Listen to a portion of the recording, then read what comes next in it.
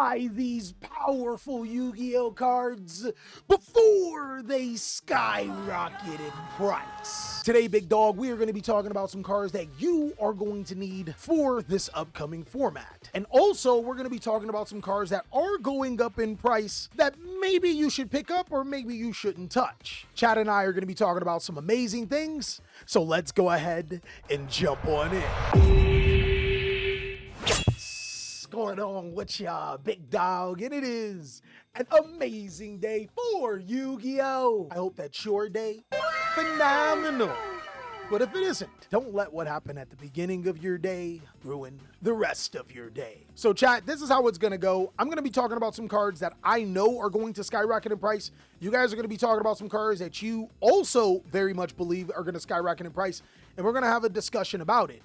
Of course, the big dogs down below in the comment section, you guys are gonna let us know what do you think about these particular cards, and if you have some other cards, go ahead and let us know too. Brad is gonna start us off with Fiendsmith Tract. Before I go a little bit deeper, I just want to say I was right about a couple of things that you guys should have bought. Ultimate Slayer, Fiendsmith Engraver, the list goes on, guys. So if you guys don't think that I don't know what I'm talking about, then hey, the loss is on you. As far as Fiendsmith Tract goes though, I think that Fiendsmith Tract is already shot up in price, so you're a little late about that. Fiendsmith Tract was once a $10 Yu-Gi-Oh card, and now it is $30. Do I believe the hype? 100% yes. This was a secret rare in its original set, and I don't think it's getting a reprint anytime soon. Even if it is confirmed inside of the next quarter century set, it's going to take quite some time for players to actually get it, and the Fiendsmith engine is one of the most competitive cards in Yu-Gi-Oh right now. Damn, Berserker, one step at a time. It's like a Pokemon battle, guys. You get an opportunity, now it's my time to say a card. And the card that I actually want to talk to you guys about is Chaos Angel. Now, I think that Chaos Angel is one of the most important cards in the Yu-Gi-Oh card game, and it's because of its really good effects. It being unaffected by monster effects, but more importantly, not being able to have any of your monsters destroyed by battle. Its other effect that when it is special summoned, you get to banish a card on the field can be activated anytime it is summoned. So whether you're synchro summoning into it using non-tuner monsters, just dark and light monsters to fit its description, or you're special summoning it from the graveyard, the ability to be able to continuously banish cards is crazy good.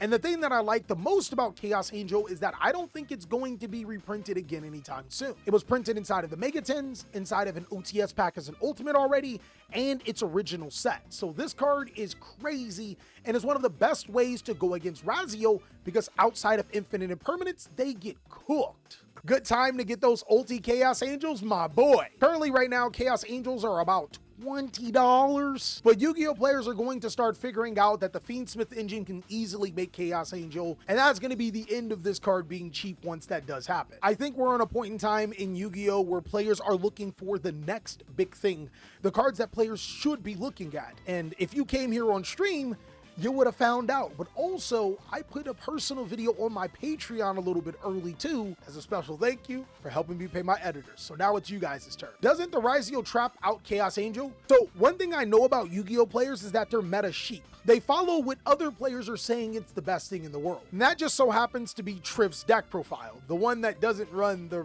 Plasma Hole or anything. If players play Fiendsmith Razio, we can exploit that weakness by summoning Chaos Angel. But overall, a lot of Razio builds don't play Plasma Hole at all. Mr. Dragoonity says, Artifact Sanctum for Lasnia. You guys are mad cooking there. I think you should buy your Artifact Sanctums, but this is also a card that I did tell you a long time ago to buy out. Artifact Sanctum is going up in price. I believe they're about $5 at the time of making this video, but by the time this video comes out, it's going to be good. I think that this card is definitely something that you still have to press the button on if you don't have them, if you want to be competitive in this format. Plasma Hole just sounds like you should see a doctor, my brother. Is Bestial good? Good against Fiendsmith, bad against Malice? Bestial is good. Bestial is good strictly because the Bestial monsters are kind of insane. I think that the Bestial monsters are great because it does stop one of the most prominent engines in the game, but also their separate effects are also ridiculous too. Magna Hut being able to search a dragon, Bestial Baldrake for being able to banish a monster, but a lot of people are focused on Bestial Druisworm because it can get rid of a special summon monster. And also seeing that level 4 monsters are very easy to play Combining them with level 6 monsters makes a Light and Dark Chaos Angel, a card that we talked about before. Thoughts on Ultimate Slayer? Brother, I told you to buy it a long time ago! Don't forget about Phantasme, Malice links a lot. Ooh, Berserker, I like that. But man, you gotta let me talk. It's a Pokemon battle, Berserker. I did not flinch. I still got my move. God. My card was Fantastical Dragon Phantasme. I hate you, Berserker. I like Fantastical Dragon Phantasme this format because it is really good against Malice. This is a deck that summons a ton of Link monsters, but I also think that it has another role. The targeting protection from Fantastical Dragon and Phantasme is insane. The best thing about Fantastical Dragon Phantasme is that we have rarities for the brokies, and you got rarities for the high-end boys. There's Quarter Century and Prismatic Collector's Rare, all the way down to super rare. So go ahead and pick up your Fantastical Dragon Phantasmes. Burning Draw. If we're still in the rear of the fire, rest in peace, original Sinful Spoils. Hear me out. No material for the Ryziel matchup. Yo, you guys are mad coping. But Ultron says, guess what Kashtira card is rising again? Is it Fenrir? I think that the Kashtira cards are another one of the most powerful engines in the game, so you 100% should be looking to pick those up. But to be honest with you, you can almost say that it was a little too late for those cards anyways. But what it's not too late for is Dino Wrestler Pankratops. This level 7 dinosaur monster did just come off the ban list and did shut up in price. The Quarter Century Secret Rares have went from $1 to $3.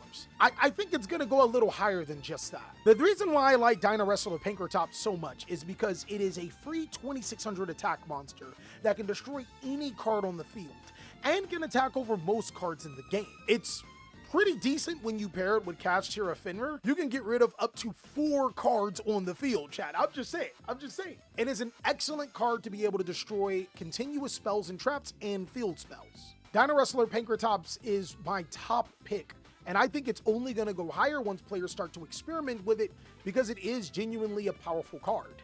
It was Kashtira Fenrir before Kashtira Fenrir. Pick up your Drytron Novas now?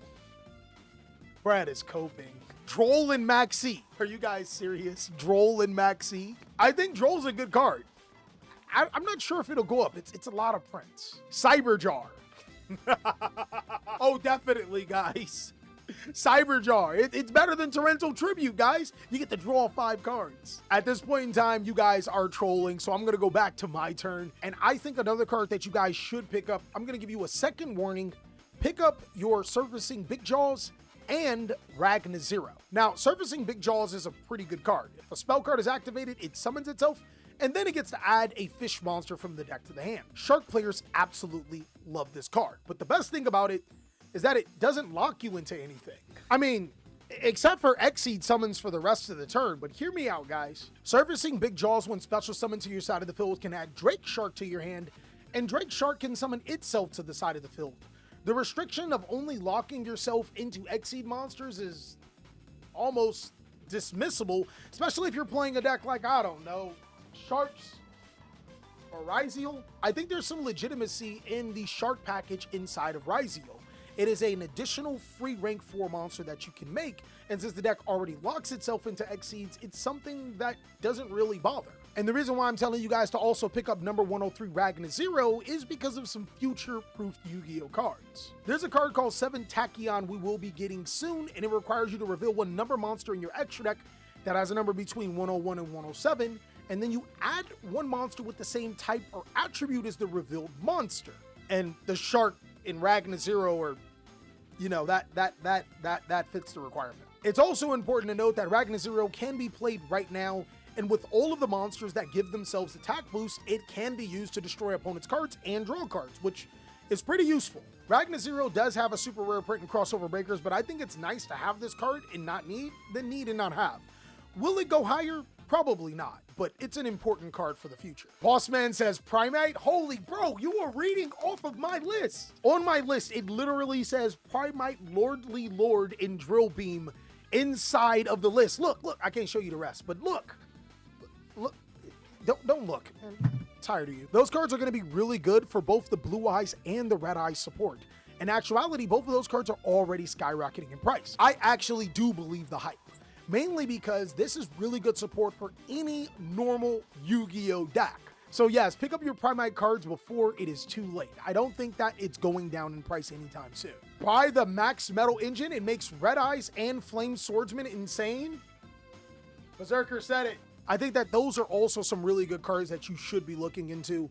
The Red Eyes Retrain is actually crazy, guys. I think it's ridiculously good, and we're going to continue to get some Metal Morph support as long as people like Nostalgia Yu-Gi-Oh decks. Definitely cards you should be looking into. Grand Harrier says Triple Tactics Thrust. Guys, you guys know I got to do it. Triple Tactics Thrust is on most people's wish lists, and probably for good reason. Definitely pick up your Thrust to be able to search cards like Artifact Lancia and Dimensional Barrier, and also Simul Archfiend. So Berserker says buy the Dragon Maid new support, and Bradley says buy Ghost Reaper. Yeah, I think we're gonna stop at the video right there because you guys are 100% COVID. But if it's cheap enough, I still might pick it up anyways.